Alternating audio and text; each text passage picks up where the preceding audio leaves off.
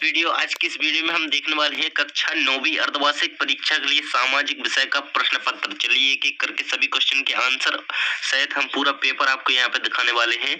कक्षा 9वीं अर्धवार्षिक परीक्षा 2022-23 सामाजिक विज्ञान का प्रश्न पत्र। चलिए देख लेते हैं। यह आपके यहाँ पे निर्देश दिए गए हैं जो कि आप अच्छी तरीके से पढ़ लें। पेपर से पहले इन्हें जरूर पढ़ लेना चाहिए। और यहाँ पे आपके सही विकल्प सबसे पहले रहने वाले हैं 6 अंक के।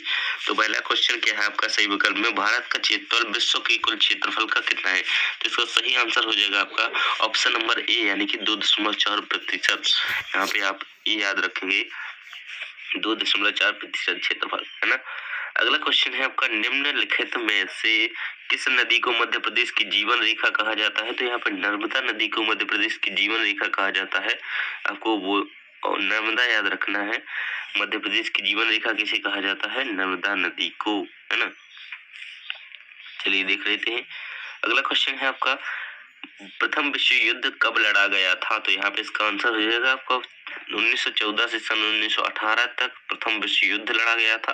तो इसे आप याद रखेंगे। अगला क्वेश्चन है आपका, आरंभ में मित्र राष्ट्रों का नेतृत्व किनके हाथों में था? तो यहाँ पे आंसर आप याद रखेंगे सोवियत संघ और अमेरिका।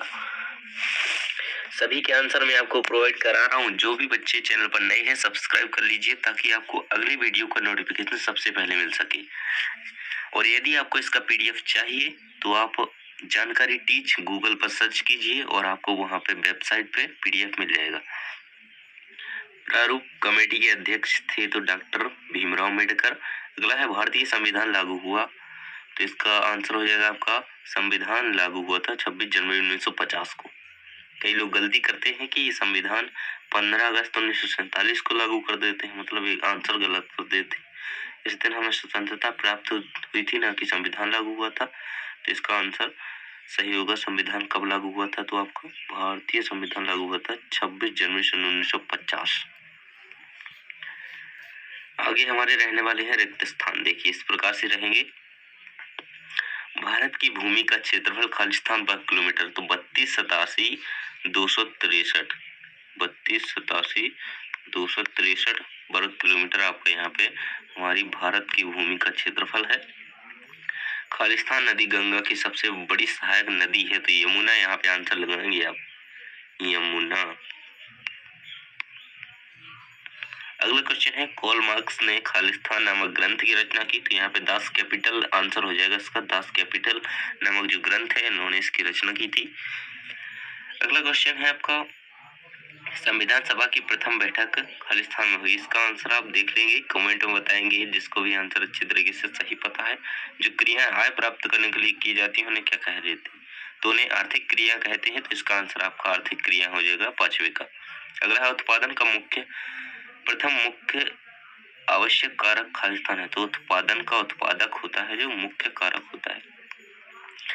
आपके जो अगले क्वेश्चन है, राजस्थान को क्षेत्रफल का सबसे बड़ा राज्य है?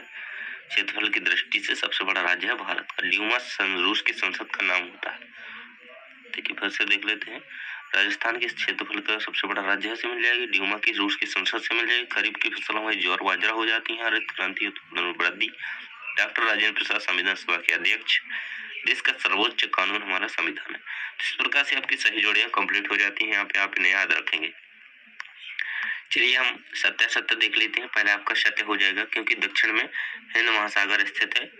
यदि आपको इसका पीडीएफ चाहिए तो गूगल पर जाकर के सर्च कीजिए www.jankaryteach.com। भारतीय संविधान की प्रस्तावना संविधान की आत्मा है, बिल्कुल सत्य है। अगला है आपका, मतदान करने की आयु 18 वर्ष है? सत्य है।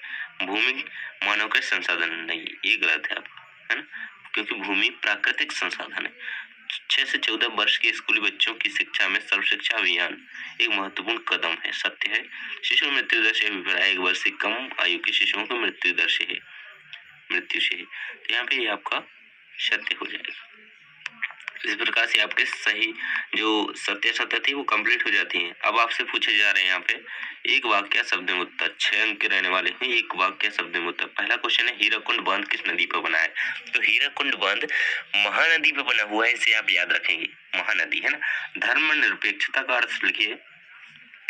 तो इसकी परिभाषा देख लेंगे आपकी धर्मनिरपेक्षता यानी कि बिना किसी भेदभाव के, जो भारतीय संविधान में लिखित है, बिना किसी भेदभाव के नागरिकों का रहन सहन।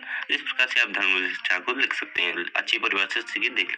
लोकसभा के सदस्य को क्या कहा जाता है? तो सांसद कहा जाता है। लोकसभा में बैठने वाले सदस्यों को सांसद, ये आप याद रखेंगे। पालमपुर की एक गैर किसी क्रिया का नाम लिखिए। तो पशुपालन लिख सकते हैं आप, या फिर गैर किसी क्रिया लिखना है ना, तो पालमपुर की एक गैर किसी क्रिया पशुपालन ही आप नाम लिख देंगे। या फिर कुटीर उद्योग भी लिख सकते हैं। तो पशुपालन आसान से आपको याद रखेगा, तो पशुपालन आप लिखें। वयस्क मताधिकार क्या है? तो वयस्क मताधिकार का यहाँ पे अर्थ लिखेंगे आप कि भारत के प्रत्येक नागरिक यानी कि जो 18 वर्ष से ऊपर की आयु 18 वर्ष की आयु पूर्ण कर चुका है, उसे मतदान करने का अधिकार है। उस किसी अधिकार को वयस्क मताधिकार या मताधिकार कहा जाता है। जिस प्रकार से आप इसका आंसर दे सकते हैं, है ना। तो चलिए हम अगला क्वेश्चन देख लेते हैं। भारत के स्थलीय पड़ोसी देशों की संख्या कितनी है? तो 7 है भारत के स्थलीय पड़ोसी देशों की संख्या। चीन, पाकिस्तान, नेपाल, भूटान, बांग्लादेश, म्यांमार और इस तरफ से अफगानिस्तान। ऐसे हम सभी देशों की, जो हमारे पड़ोसी देश हैं, स्थलीय पड़ोसी देश, उनकी हम संख्या लिख देंगे। भारत के केंद्र शासित प्रदेशों के नाम लिखिए। तो केंद्र शासित प्रदेश दिल्ली, पुडुचेरी, दमन व दीव, लक्षद्वीप, अंडमान निकोबार द्वीप समूह। तो इस प्रकार से आप और भी सारे सभी लिख सकते हैं, है ना। और अथवा वाला क्वेश्चन इसका, कर्क रेखा भारत के कौन कौन से राज्य से गुजरती है? मध्य प्रदेश तो अपना हो ही जाएगा, और गुजरात, छत्तीसगढ़, पश्चिम बंगाल, त्रिपुरा। इस प्रकार से आप सभी जो कर्क रेखा जहाँ से गुजरती है उन सभी राज्यों के नाम याद कर सकते हैं। अगला क्वेश्चन है भारत के पड़ोसी देशों के नाम लिखिए। चलिए देख लेते हैं। भारत के पड़ोसी देश में श्रीलंका भी शामिल हो जाएगा, क्योंकि पड़ोसी देश तो यहाँ पे स्थलीय पूछ रहा था, तो यहाँ पे याद रखें श्रीलंका भी, पाकिस्तान, चीन, भूटान, नेपाल, बांग्लादेश, म्यांमार, श्रीलंका। इस प्रकार से आप भारत के पड़ोसी देशों के नाम लिख सकते हैं। क्षेत्रफल की दृष्टि से विश्व के कुल 7 बड़े देशों के नाम लिखिए। तो सबसे पहले है रूस, कनाडा, बेलारूस, फिर कनाडा, संयुक्त राज्य अमेरिका, ब्राजील और कई बड़े बड़े देश। फिर 7वें नंबर पर हमारा इंडिया आता है ना। ऑस्ट्रेलिया भी आपका 5वें या 6वें नंबर पे आ जाएगा। देखिए अगला क्वेश्चन है, फ्रांस की क्रांति की शुरुआत किन परिस्थितियों में हुई? कोई दो बिंदु लिखिए। इसके आंसर हम अगले वीडियो में देखेंगे। खूनी रविवार की घटना क्या थी? रूसी क्रांति के प्रमुख कारण लिखिए।